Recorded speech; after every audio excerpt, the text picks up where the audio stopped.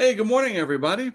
Mark Sudduth here, talking weather time for December the 10th, Wednesday now, December 10th, 2025. We'll do a little banter here for a few minutes while we wait for people to get their notifications, log into YouTube, and check things out live. I will be solo today. CJ joins me again tomorrow and Friday, so looking forward to that.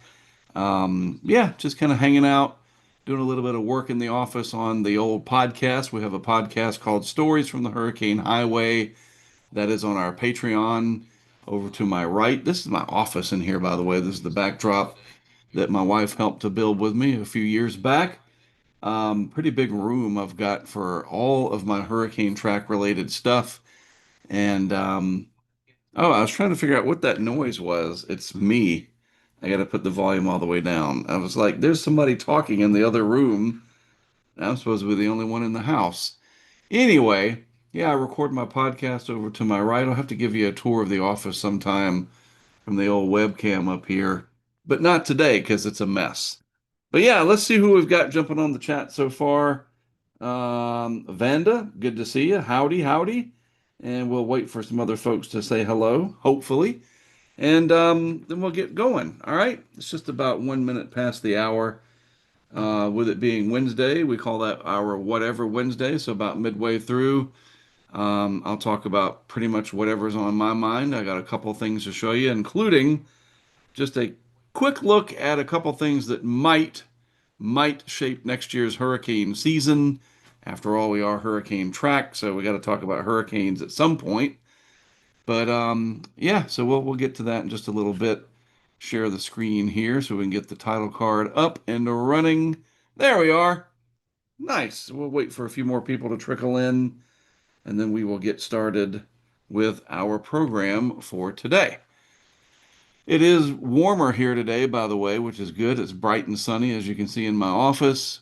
It has been a dreary several days, lots of people complaining about it, really depressing weather, and now it is starting to warm up a little bit and the sun is out, and I am happy about that. We'll talk about that too in today's discussions. All right? All right. Karen, good to see you as well. Hello, hello. And the Rod Nuts, sorry, the Rod Nuts. Some of these usernames. Hey, here from Dallas. Good to see you. Georgia, Dallas, Georgia. There's a little heart like right next to it. As I thought I was going to say Dallas something, but Dallas, Georgia. I think I know where that is, by the way. All right, well, let me show you what we have on the agenda for today. 4 bullet points with some miscellaneous stuff thrown in the mix. Pacific Northwest flooding. Wait till I show you some of this stuff. Really, really bad out there with this current atmospheric river coming in. Still cold in the east, but we are finally starting to make some progress. They're going to get cold again this weekend, even more so.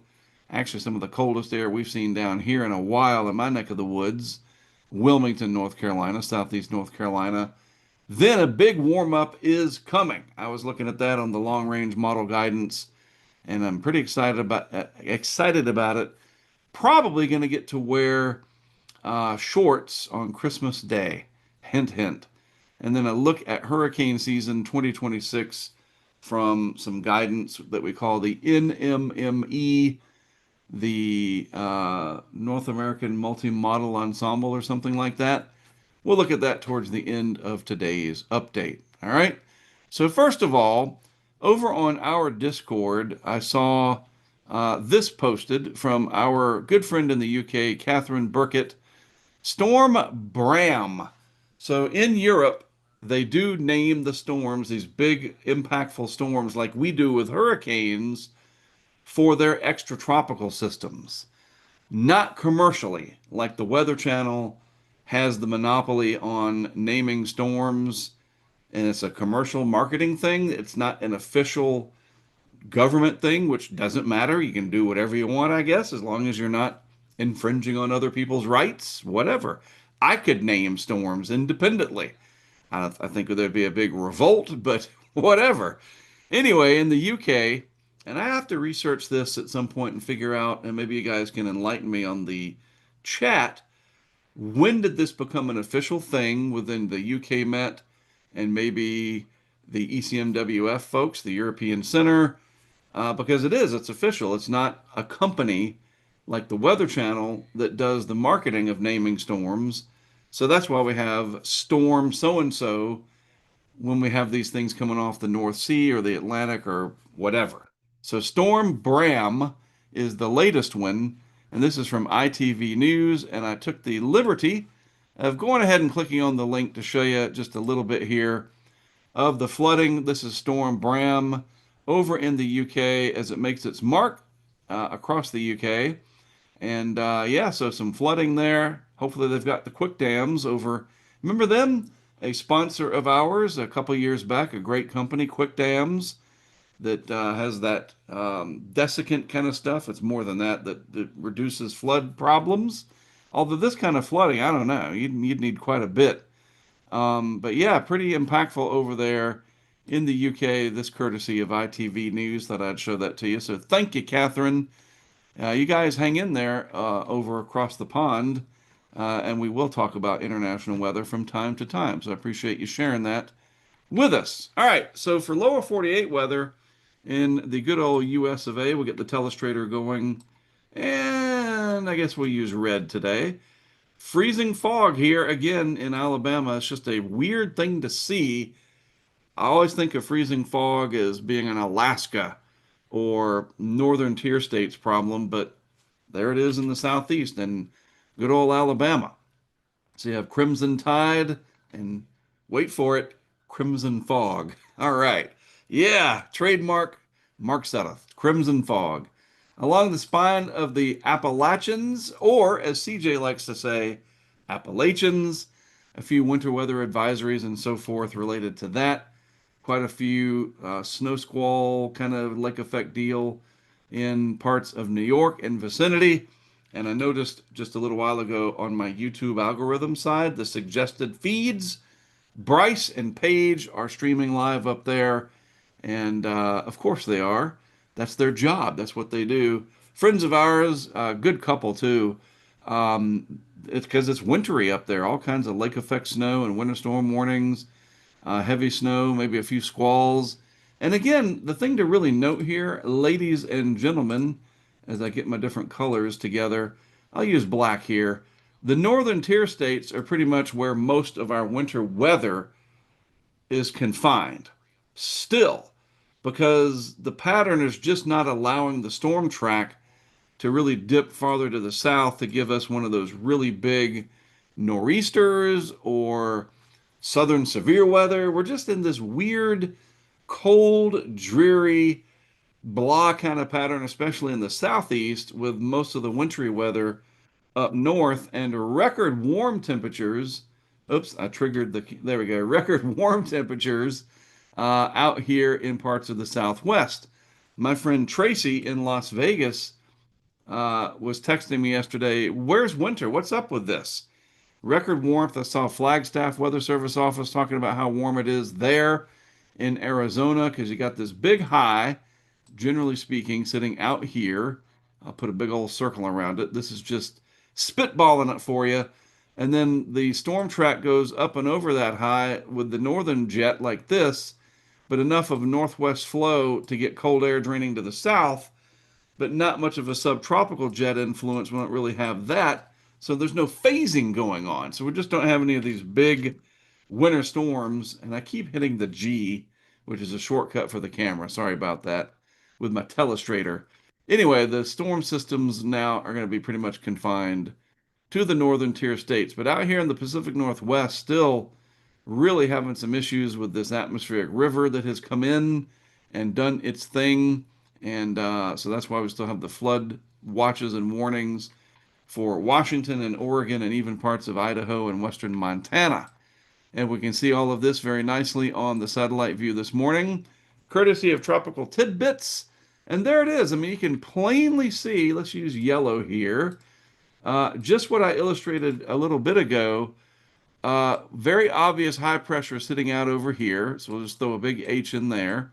And then the jet coming over the top off the Pacific with northwest flow. Some ridging down here, but that's more of a surface high that's still kind of cold. and the storms are just not able to dip south to get us that cyclogenesis off the southeast coast where they move up and create all kinds of mayhem. We're not having it just yet, despite cold air in place, warm water temperatures in the Gulf and the Atlantic to fuel such storms. They're just not here yet. I don't know. Is anybody complaining? Winter storms, they can be impactful, they can be deadly, but as I've said before, more people get very excited about a winter storm, a blockbuster blizzard on the way. More people get excited about that than when a big hurricane is coming. And I understand the differences, of course, but it's just interesting how each one is reacted to. You get excited about a big hurricane coming, and people get upset with you. So, anyway. All right, so what do we got out there? Seeing who's on. Debash Mode, good to see you.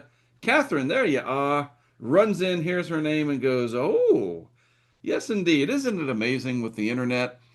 Catherine shared that on our Discord. I can show you folks. We got about 20 something people watching. That's almost a classroom all around the country, all around the world. What an amazing thing. So good to see everybody this morning. All right, so that's the satellite. What does it look like if you're flying? I really like this. I haven't flown in a bit. It's been a few months, really, because just the weather has just been kind of eh. You know, since Melissa was down in Jamaica, I did not go to Jamaica, but after Melissa, things have basically calmed down in terms of major weather stories that really grab a lot of headlines. But anyway, the flight pattern for today, for the country as a whole, not too bad. Salt Lake City, the big winner here, with virtually nothing to worry about. Houston not looking bad either. The Northeast corridor seems to always just be screwed up, you know, whatever, with all kinds of delays. But the winner is Atlanta. The winner, the loser, whatever. 35 delayed and 6 canceled.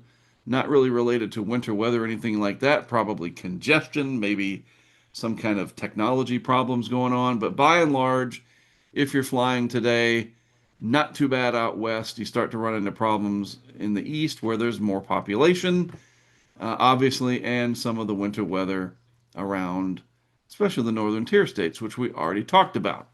All right, looking at some of the headlines via the social media, specifically the Twitter. Everything's right?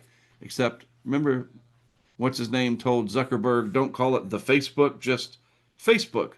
Well, now we're back to the YouTube and the Twitter. That's just what I call it, but whatever. Just bantering with you. So, some different videos here from the Twitter. And this is from Snoqualmie Falls. And let's watch this again. Look at that. Really raging. I've never been here, but I can imagine it probably doesn't look like that normally. And certainly, let's turn my volume down so we don't overwhelm stuff. That neighborhood is not supposed to look like that. That's what happens when you get too much rainfall in too short a period of time out that way. So very, very impactful, these atmospheric rivers. This is the gentleman I've been telling you about. Matthew, talked about him yesterday. Cannot wait to meet him in person one day when we get one of these big ones coming in that has a strong low pressure area with all the wind and everything. I'm going to get out there. Maybe this coming season, we'll see. You know, this ongoing winter season. Anyway, nice post here from Matthew. 1 to 3 inches of rain for the lowlands, 6 to 12 for the mountains. That's rain. And it's just going to keep on adding to the flooding problems out here as a massive, I'll help highlight it, massive river flooding event ongoing, peaking on Thursday across the region. And we can see here on the map from some of the gauges, the purples are your areas in major flood stage. The reds are moderate, and there's just a lot of flooding happening out here in and around the Seattle, Tacoma area, Olympia.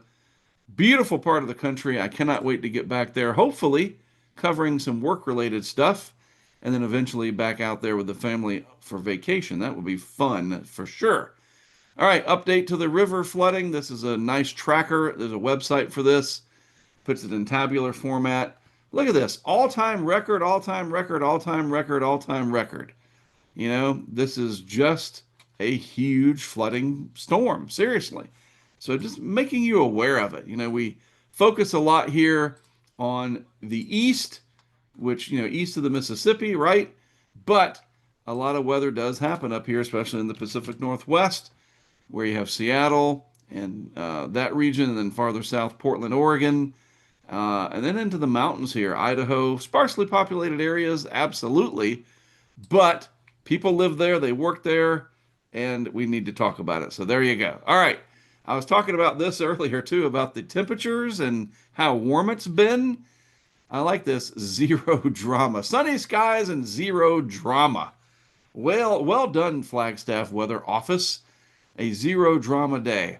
Anyway, the forecast is stuck in the best week ever for out there in the Southwest. We have warm tips, sunny skies, and zero drama. Dry light winds locked in. The weather is ordering you to go outside. No snow days. Peak laundry drying weather. Mandatory shorts and patio time. I really do. I like this. Very positive outlook here from National Weather Service Flagstaff. Not too bad. Flagstaff, Prescott, Sedona, Payson, Kemp, Verde, good old Winslow, and Window Rock. All very pleasant temperatures today, even through tomorrow and into the weekend. You just can't beat it. Very dry, though, so be careful out there. You can still have fire danger even in the winter season.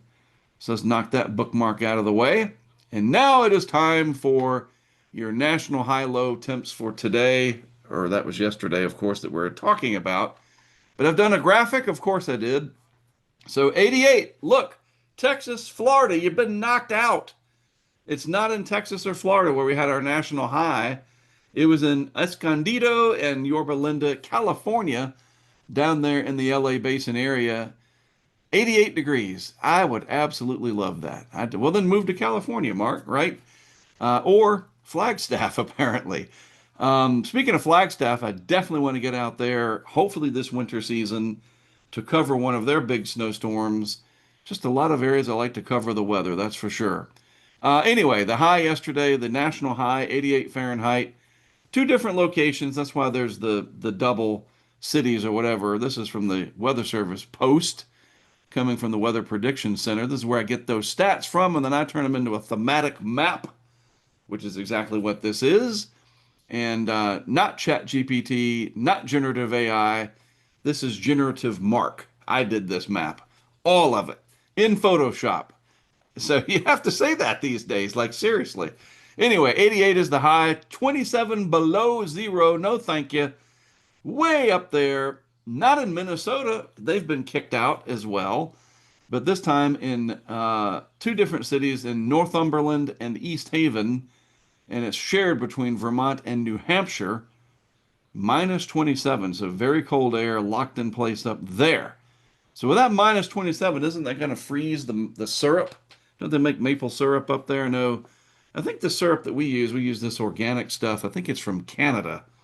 And it's like in this jug and organic maple syrup. Oh my goodness, not having the high fructose corn syrup in there. Best decision we've made for breakfast in a long time. But I'm wondering, when it's that cold, does it freeze? We'll have to get a maple syrup expert on to talk about that. That would be a good guess someday. All right, let's check in with you fine folks, see what we got, who we have. I got to get that thunder snow. Yes, sir. Hard to do, though, but sometimes the Great Lakes snowstorms, Steve, you can get some thunder snow. So we'll see about that. I just got to get the right pattern to lock in. It was weird seeing ice in Charleston. Yep. Just seeing what everybody's talking about here. Good to see everybody. All right, let's keep on moving on with the models. We've looked at what happened with the national highs and lows and so forth.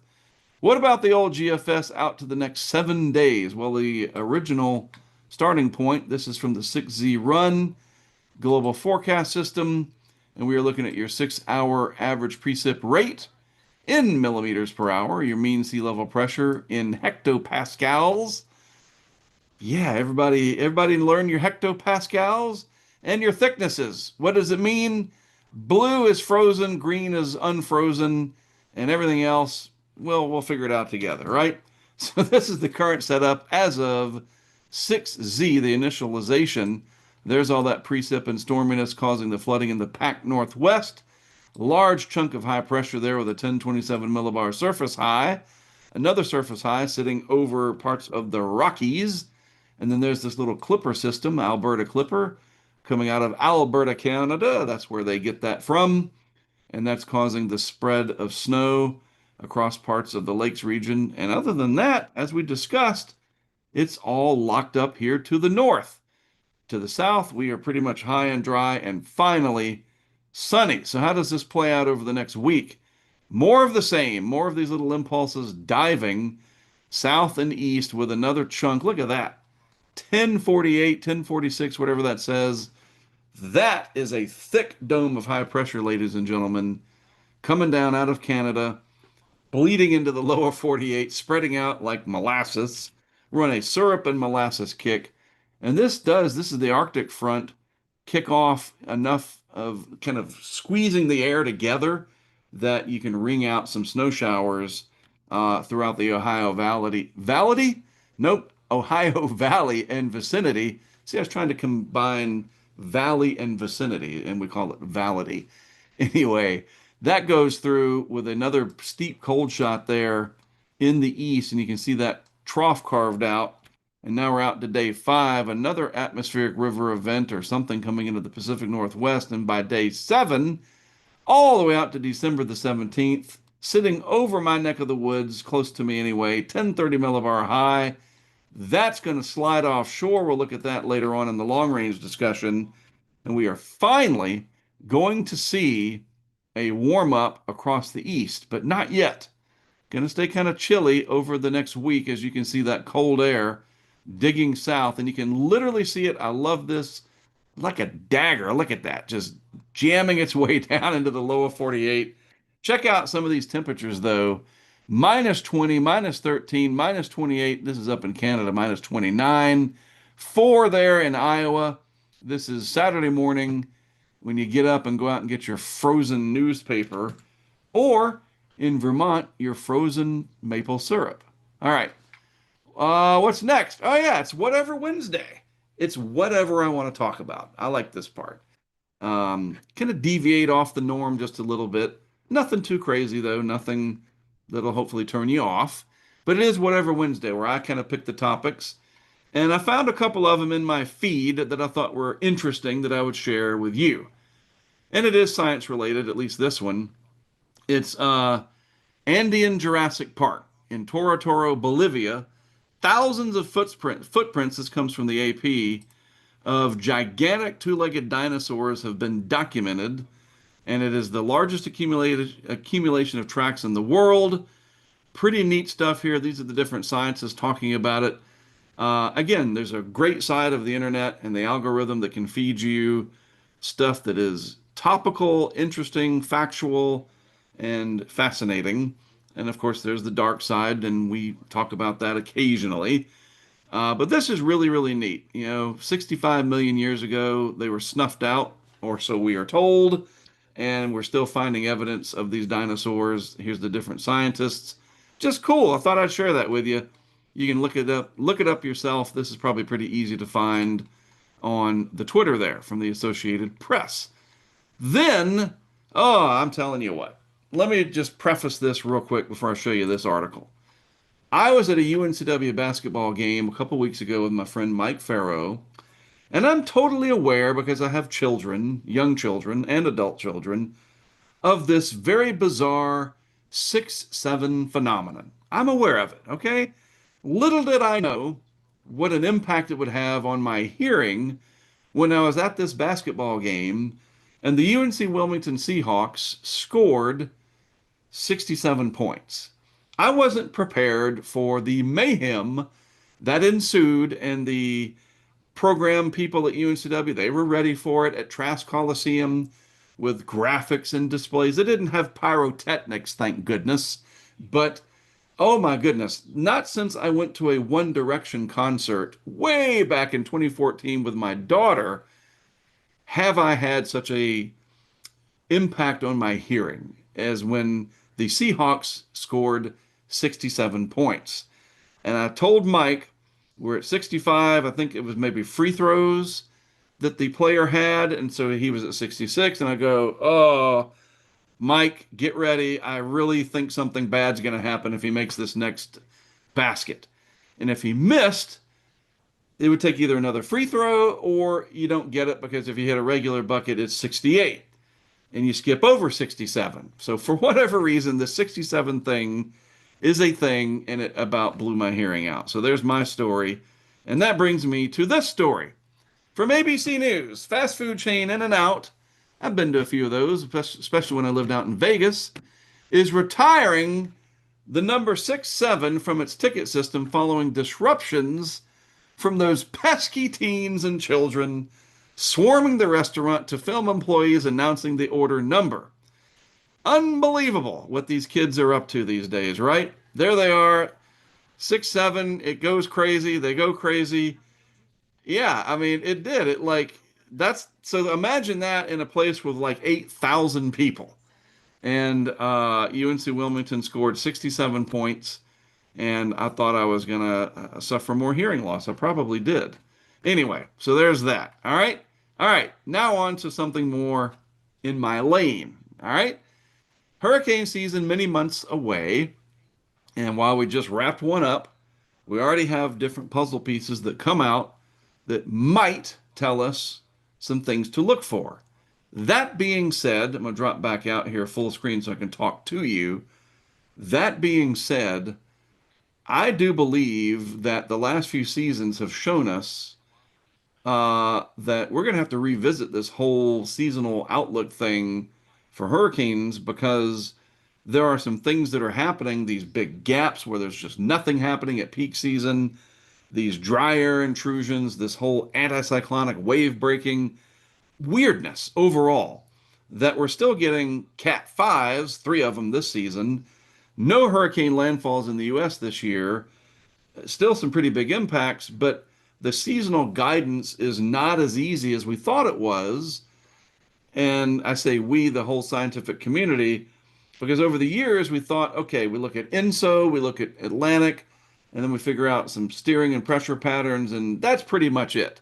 Well, turns out not so easy.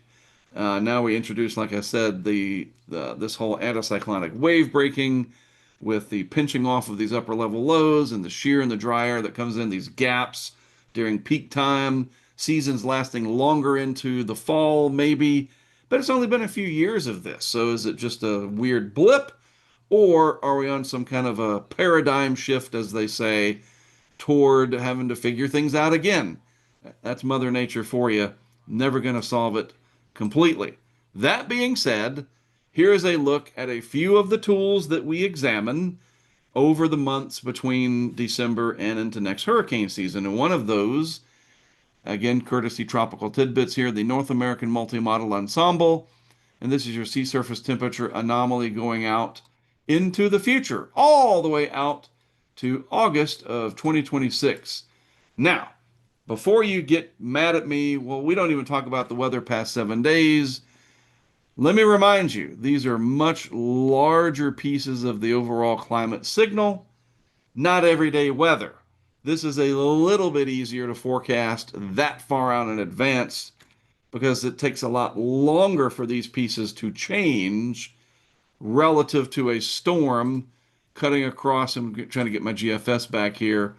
A storm cutting across the country is a matter of days, right? You see, all of this is just days. This is monthly, bigger scale, bigger features, a little bit better accuracy overall when you're talking about such long ranges. So there's the caveat for you. All right, all right. So this is the current setup. Let's use, what are the colors here?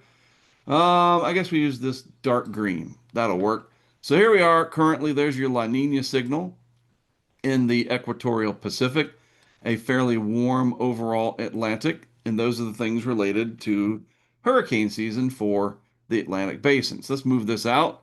January, February, March.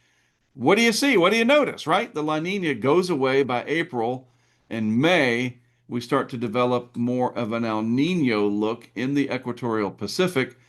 And then this is important too. The warmth in the Atlantic is really confined not down in the deep tropics. So that's an interesting look for sure of a quiet hurricane season. But Look at the Gulf, staying quite warm. And let me remind you, the Gulf has no El Nino or whatever does not influence the Gulf. And we've learned that over the years, and that seems to be a pretty solid thing. Like that's pretty rock solid. So whatever happens with the INSO down here does not affect the Gulf. So we'll put a big X there. Your warming of the equatorial Pacific creates wind shear across the deep tropics and the Caribbean, and typically you decapitate tropical waves as they travel from east to west. So this is May, this is June, and this is July, and then we end at August. Now, obviously, this is far out into time. These are your, ensemble base from a lot of different ensemble groups from various different models. And yes, this could be wrong, absolutely. But as of now, it's looking like a pretty stout El Nino developing in the Pacific with a fairly warm Atlantic overall. So what jumps out at me is we don't see much of this blue, but the warmth, the anomalous warmth that we do have seems to be confined to the subtropics, which generally leads to more stability issues down in the deep tropics. But that doesn't mean there will be no hurricanes. That's not what that means. It's just a different look than we have seen perhaps lately. And the return to El Nino, which looks pretty likely at this point, in the NMME here, one example of it, CFS showing it as well, the Euro, you name it, it's probably going to be pretty hot next year. That is literally like raising the thermostat in your house or a radiator or whatever. That warm signal, losing the La Nina going right into El Nino, that's going to have some implications for global weather in a big way. And as far as hurricane season goes, not an active look on the surface. But we'll have to see what that means later on. Maybe, I'm just throwing this out there, we thought this year was going to be active. I mean, above average and significantly so. It kind of was, kind of wasn't. Maybe, and again, just bear with me here, maybe what we thought was going to be an inactive type pattern turns out it'll be active. Remember 2023? We had a very strong El Nino, we had a very warm Atlantic, and we still managed to eke out a lot of storms and a lot of mayhem in 2023. So we'll see. I'm just showing you what's in front of us. Discuss, think of it, what you want, right? Whatever. So we'll revisit this next month when the latest data comes out in about the first third of January. All right? All right, let me get back to the title card just for a second because I want to check in with you folks over here on the chat. What else? Let's see if anybody new. I always like to see if anybody new is jumping in, as well as the people that were already here. I thank you. Middle school math teacher. Nice. Thanks for that. It's about to cover page. Just reading. All right. Fort Worth. Good to see you. Fort Worth. Just reading a few things. Good to see what's on. All right. Moving on along. Let's see. We just covered the whatever Wednesday. And now, yeah, that's right. We're about ready to wrap up. But before we do so, I did create this through ChatGPT. Not going to lie. I'm not that good of an artist. And it did a pretty good job. The final segment of the show, Rumors of Storms, I heard it through the algorithm. And what we're basically trying to do here is get in front of any kind of a big storm system, winter storms during this time of year, spring severe weather like a big outbreak, and then obviously during hurricane season, that's my forte, to put context to something that we know is going to start showing up in Weather Weenie's algorithms. So you're looking over there on Twitter or your Instagram or whatever, your TikTok, and you're looking at something of weather related, and it just gets worse and worse and worse and worse. That's what the algorithm tries to do. It just tries to take you down that rabbit hole and feed you what it thinks you like, but it seems to just get progressively more disturbing or more controversial or whatever. And so we talk about it here first and try to get in front of it and put context to it. So that's why I call it Rumors of Storms. I heard it through the algorithm. Nice. What's the guy with the headset? What's that all about? Oh, they all look of fright, don't they? All right, so what do we got? Well, the first 7 days are already talked about, and so far pretty innocuous. What about the next 7 days plus? Still more of the same. A little clipper system I mean, not really even, it kind of moves on up to the north east there, not even a clipper. It starts out as a clipper going across the northern territories up here in Canada, the prairies and the different provinces, but it never makes it to the lower 48. But 10 days out, not bad, pretty good lake effect machine setting up, perhaps. But I still don't see anything that jumps out as being one of these deals where everybody's like, oh, right? Nothing seems to really be jumping out over the next 2 weeks. Let's go all the way back to now, and we just run this out. Just kind of a boring rinse and repeat type pattern where most of the storminess is in the north. I mean, once we get way out here toward Christmas, GFS advertising another large Arctic outbreak here with your typical boundary storm, whatever. But that's 366 hours. Who knows? But nothing that is going to start showing up algorithmically. You know what I mean? There's no big, so there's no rumor of storms. That's the bottom line. Looks pretty nice. Temperature wise, I do want to show you this starting at day 8. A big warm up. Nope, not the contours, the shaded. Thank you. A big warm up coming for areas east of the Rockies. Wait for it. There it is, finally. East of the Rockies, maybe east of the Mississippi or the southeast, whatever you want to call it. That is Christmas Eve. Balmy 70s here in my neck of the woods, 70s all across the southeast. I like it. I know it's not very Christmassy, but if you want Christmas-y, sorry, microphone, you can watch It's a Wonderful Life on rerun, Amazon, whatever, and you can see all the snow you want in Bedford Falls, New York. Hey, that's what we should talk about sometime on a whatever Wednesday is the winter stuff, the snow in It's a Wonderful Life. How'd they create it? Whatever. Yeah, look at that. Christmas Day and beyond. But then the cold air, look at that minus 30s up there. It's waiting probably towards the end of the year into the first of 2026. But as for now, the only rumors of anything, rumors of warm air coming toward Christmas in the southeast. All right. What else is up here? I think that's about it. On tomorrow's show, it is Throwback Thursday, and I will show you something from our past where we can go back and look at some videos, some clip from a documentary, something like that. So it's Throwback Thursday where we share something from our past with you all.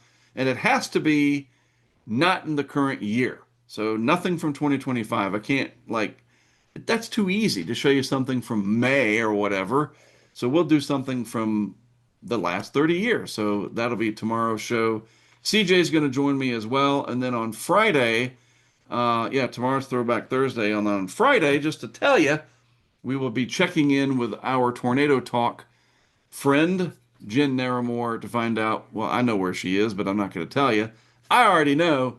We'll check in with Jen on Friday and see what's happening in the world of Tornado Talk and her quest to document the more historic side and the stories, the deep stories, sometimes sad stories of how tornadoes have impacted lives. We'll check in with Jen on Friday. So before I let you go full screen again for a moment.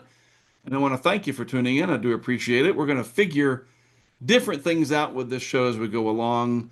Done it since the 1st of December. Had a good audience today. I appreciate that very much. Guests do make for interesting topics, so I think more guests coming on will be good as we go forward. But I invite you to share, maybe take a clip from it, whatever. We're going to try to make some shorts out of these, and let's let this grow into something hopefully much bigger.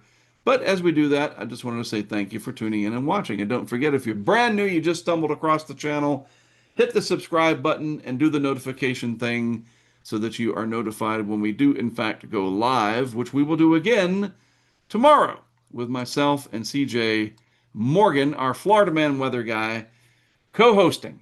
All right, that is it from me for now. As always, thank you for tuning in to Talking Weather with Mark Sudduth. I'll see you tomorrow.